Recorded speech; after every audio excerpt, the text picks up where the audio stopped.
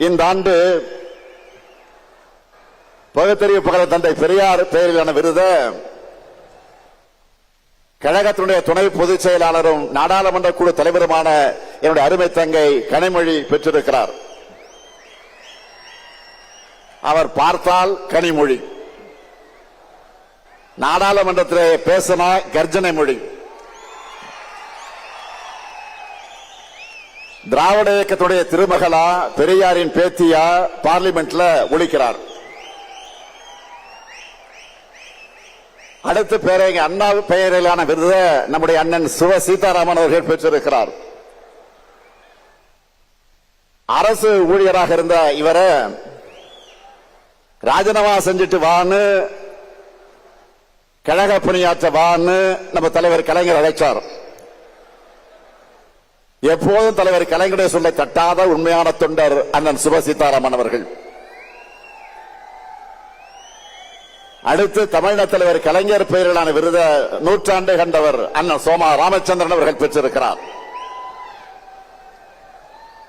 மிசா காலத்தில் ஓராண்டு காலம் என்னோடு ஒரே கொட்டடியில் இருந்தவர் அண்ணன் சோமா ராமச்சந்திரன் என்பது எனக்கு கிடைச்ச பெருமை. அடுத்து புரட்சி கவிஞர் பாவேந்தர் பாரதிதாசன் பெயரிலான விருது மறைந்த அண்ணன் குளித்தலை சிவராமன் அவருடைய குடும்பத்தினர் பெற்றிருக்கிறாங்க. கலைஞர் அவர்கள் முதலா போட்டியிட்ட குளித்தலை தொகுதிக்கு ஆனவர். அவருக்கு சிறப்பு செய்ய அறிவிச்ச இந்த விருதை அவர் பெற முடியாமல் போயிருந்தாலும் நம்முடைய இதயங்களில் அவர் குடியிருக்கிறார், நிறைஞ்சிருக்கிறார். அடுத்து இளமான பேராசிரியர் பெயரிலான விருதை அண்ணன் மருதூர் ராமலிங்கம் அவர்களுக்கு வழங்கியிருக்கிறோம். தலைவர் கலைஞரிட்ட கட்டளைகளை தவறாமல் நிறைவேற்றின செயல் வீரர் அவர். ஒடுக்கப்பட்ட மக்களுக்காக ஓயாமல் பாடுபட்டவர், இன்றைக்கும் உழைத்துக் கொண்டிருக்கக்கூடியவர். அடுத்து என்னுடைய பெயரிலான விருது அண்ணன் பொங்கலூர் பழனிசாமி அவர்கள் பெற்றிருக்கிறார். மொழி போராட்டம் உருவாக்கின தலைகர்த்தர்கள் அவரும் ஒருவர். கொங்கு வேளாளர் சமுதாயத்தை பிற்படுத்தப்பட்டியலை சேர்க்க அவருடைய லெட்டர் பேர்ல தான் கோரிக்கை ஏற்கப்பட்டது தலைவர் கலைஞர் தன் கைப்பட எழுதினார். அடுத்து முரசொலி அறக்கட்டளையின் சார்பில் முரசொலி செல்வம் பெயரிலான விருதை பெற்றிருப்பவர் மூத்த பத்திரிகையாளர் எழுத்தாளர் AS பன்னீர்செல்வம் அவர்கள். திராவிட இயக்கம் வலியுறுத்தி வர சமூக நீதிய, மானுட பற்றை, மனித உரிமை சிந்தனைகளை ஆங்கில ஊடகங்களை எழுதி வர்றவர் மரியாதைக்குரிய AS பன்னீர்செல்வம் அவர்கள். அதேபோல கழகத்தோட வெற்றிக்கும் புகழுக்கு அடித்தளமாக ஆணிவேராக இருக்கும் ஒன்றியம், பகுதி, நகரம், பேரூர் கழகம் ஆகிய இந்த அமைப்புகளோடு சேர்ந்து சிறப்பாக பணியாற்றின உடன்பிறப்புகளும் இங்க வந்து விருது பெற்றிருக்கிறாங்க. விருது பெற்றிருக்கக்கூடிய எல்லாருமே ஒவ்வொரு விதத்தில் பெருமைக்குரியவங்க. எனவே விருது பெற்றிருக்கக்கூடிய எல்லோரையும் தலைமை கழகத்தின் சார்பிலையும் கழக உடன்பிறப்புகள் சார்பிலும் உங்களின் ஒருவனாக நான் அத்தனை பேரையும் வாழ்த்துகிறேன். திறமை, உழைப்பு, அறிவு, ஆற்றல் ஆகியவற்றை ஒருங்கே பெற்ற தீரர்களின் கூட்டம்தான் திராவிட முன்னேற்ற கழகம். தந்தை பெரியார், பேரறிஞர் அண்ணா, முத்தமிழர் கலைஞர் ஆகியோருடைய வழி நின்று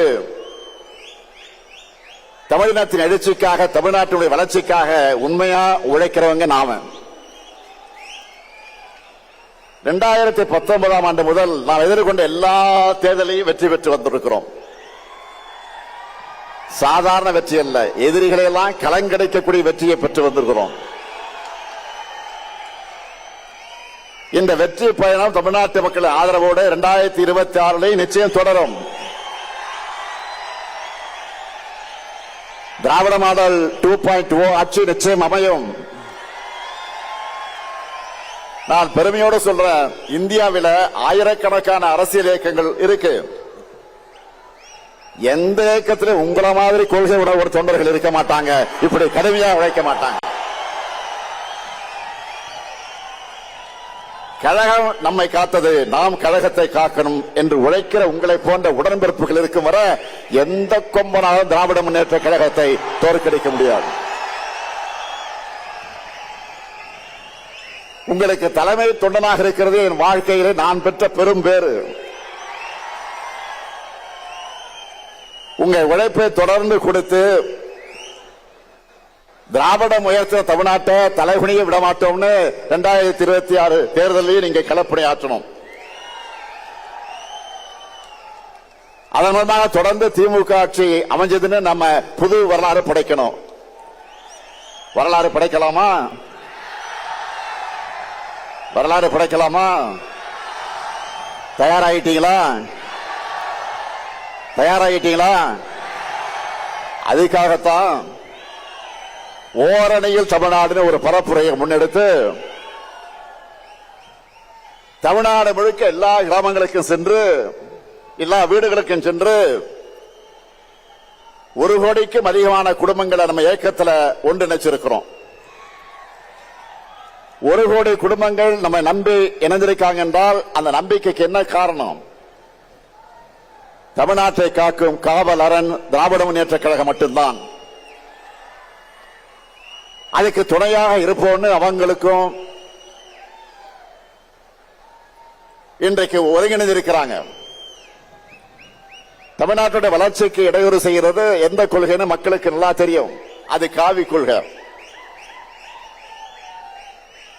2000 ஆண்டுகளா அந்த கொள்கைக்கு எதிராக திராவிடம் இந்த இயக்கம் போராடிக்கிட்டு இருக்கு. இன்னைக்கு அந்த கொள்கையோட அரசியல் முகம் யாரு? பாஜக. ஒன்றியத்தினால பாஜக அரசோட நம்ம தொடர்ந்து போராடிக்கிட்டு இருக்கிறோம். 2 நாட்களுக்கு முன்பு கூட எதிர்க்கட்சி தலைவர் பழனிசாமி அவர்கள் என்ன பேசி இருக்கிறாரு? கடந்த அதிமுக ஆட்சியை காப்பாற்றினத பாஜக தான் உண்மையை பேசி இருக்கிறார். அந்த கைப்பாவை அரசை தமிழ்நாட்டு மக்கள் தூக்கி எறிய திமுக தான் காரணம்னு நம்ம மேல பாஜக வன்மத்தை கொட்டிட்டு இருக்கிறாங்க. அதனாலதான் தொடர்ந்து நமக்கு இவ்வளவோ குடைச்சலை கொடுத்துக்கிட்டு இருக்கிறாங்க. அதை பார்த்து முடங்கிடணும்னு நினைச்சாங்க.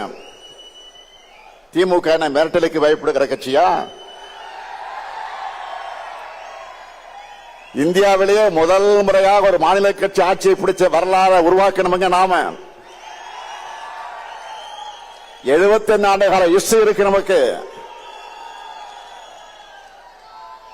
அதுக்கப்புறம் தமிழ்நாட்டு அரசியலுக்கு வந்து எல்லா கட்சிகளுமே திமுகவை அழிப்போம் ஒழிப்போம் சொன்னாங்க. ஏன் இப்பவும் சில பேர் பேசிக்கிட்டு இருக்காங்களே, இப்பவும் திமுகவுக்கு நாங்க தான் மாற்றணும் பேசுறாங்க. என்ன மாற்ற போறாங்க? மாற்றம் மாற்றம் என்று சொன்ன எல்லாரும் மாறினாங்க, மறைஞ்சு போனாங்க. ஆனா திமுக மட்டும் மாறல.